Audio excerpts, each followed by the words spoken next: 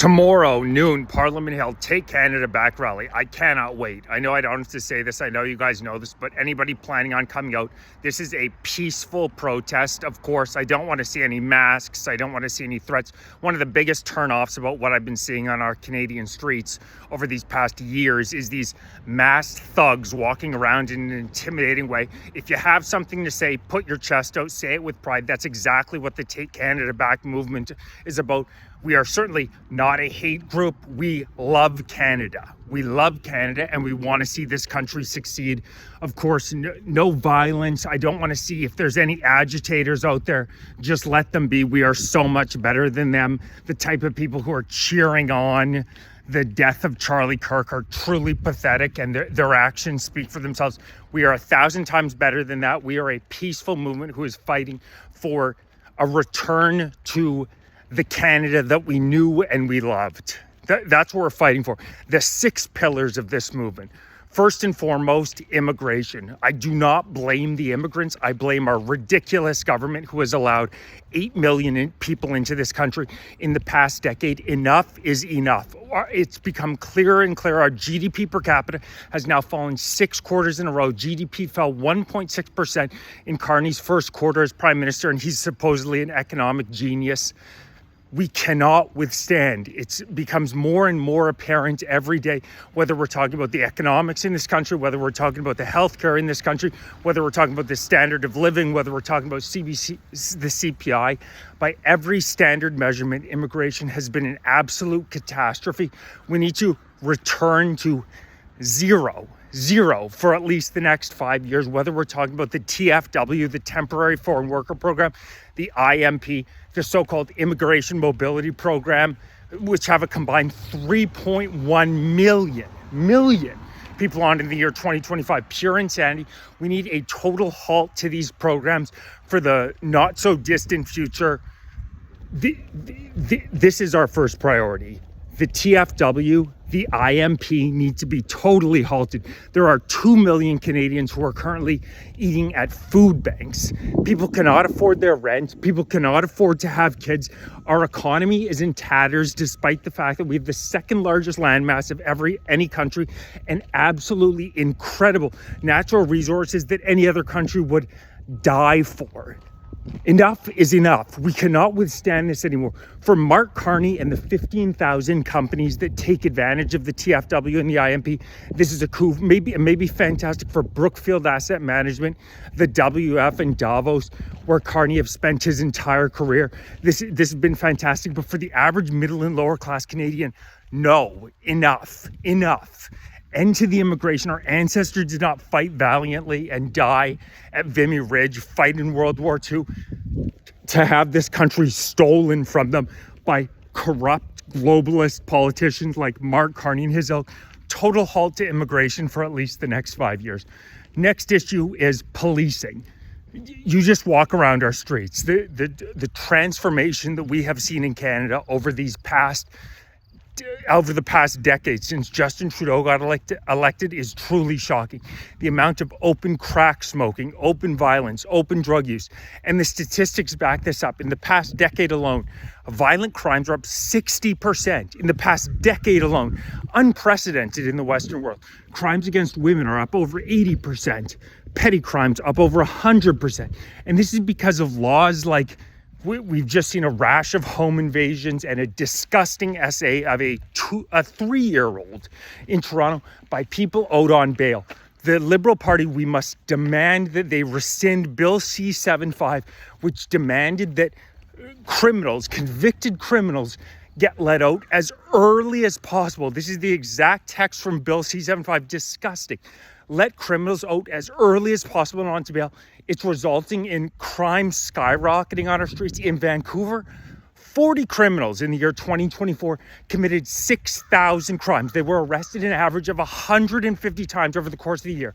Statistic after statistic, it's always an incredibly small percentage of your population that commits the vast majority of the crimes. And if you live in a society that consistently says we are not going to punish you, the result is what we're seeing in Canada right now. We need to punish the small percentage of people who commit 99% of the crimes in this country. It's common sense, bail reform, throw the criminals in jail so that the 99.9% of society can live in peace. Third issue, free speech. Bill C-63, which Carney is tabling to put into committee, would have already passed had Trudeau not had to prorogue government. Bill C-63, the so-called Online Harms Act, is the most blatant attack on free speech in Canada we have ever seen. It is more extreme than the Online Safety Act, which was just passed in the UK, and has seen 30 UK citizens arrested a day on average for a total of 12,000 a year. The most extreme piece of this bill, Bill C-63, is the creation of a so-called Digital Safety Commission featuring 10 unelected bureaucrats. Great, just what we need. 25% of Canada's workers are already government workers. We do not need more unelected goddamn bureaucrats. 10 unelected bureaucrats and an ombudsman on the Digital Safety Commission. If they get a report, any citizen can report another citizen, not for anything they've said, not for anything they've done, but for the belief they may say something hateful in the future. I kid you not. And if the commission deems it likely enough that you will say something hateful in the future online, this is Orwell on goddamn steroids. This is a dystopian nightmare. They can put you under house arrest, give you an ankle bracelet, and confiscate any weapons that you have. I kid you not. Creation of a Digital Safety Commission is the most extreme attack on free speech, where they can put you under house arrest, not even having said or done anything. This is as anti-Western civilization a law as I've ever seen. Bill C-63 also expands the definition of hate speech to include fomentation of detestation and vilification, whatever that means. The Liberals are certainly going to abuse it, and expands the sentence to life imprisonment for so-called incitement to genocide. So they let violent criminals back out on the street, but for words that you type on your computer, they want to be able to throw you in jail. It's the very definition of punishing innocent citizens and letting the criminals roam free. You see this in communist country after communist country. It's happening right now in Canada. We cannot allow Bill C-63 to pass. We cannot allow them to take away our fundamental pillar of Western civilization, right to free speech. Fourth pillar is our Charter of Rights and Freedoms. Bill C-2 and Bill C-4 are both extremist attacks on our Charter of Rights and Freedoms.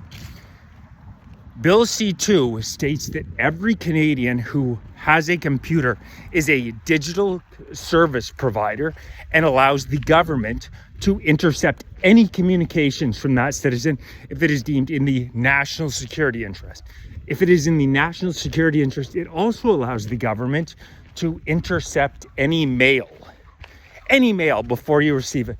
This is more extreme than the Patriot Act, which was passed post 9/11. It cannot be allowed to pass. Bill C-4 absolves the Liberal Party of any wrongdoing with any of the millions of pieces of data as collected dating back to the year 2000. Can you imagine how many abuses they must know exist if this is what they're trying to do? It's disgusting. Bill C-2, Bill C-4 trample on our Charter of Rights and Freedoms more extremely than what happened during Justin Trudeau's reign of terror as our Prime Minister. Neither of them can be allowed to pass. Fifth and sixth pillars are housing and healthcare. Housing prices, whether we're talking rentals, whether we're talking ownerships, are up nearly 90% in Canada in a decade. It is a vertical line upwards since Trudeau got elected, strongly intertwined with this mass immigration. Housing needs to get under control. We need to stop immigration. Canada is becoming more and more unaffordable for the middle and lower classes. We need to rectify. We need to get some sort of parity with the average salary that Canadians are bringing in line with the price for an average house or an average rental unit. And finally, healthcare. An estimated 70,000 Canadians are dying needlessly a year due to the reckless immigration policies, hospitals being overrun. This needs to get fixed. I personally know 2 people that passed away that didn't have to. It's sickening in Canada. We need to fix our healthcare system. Tomorrow, noon, Parliament Hill. Please like, share, join, become a member if you're interested in supporting the movement, helping mold it from the ground up. Patriotic Canadians are going to take this country back.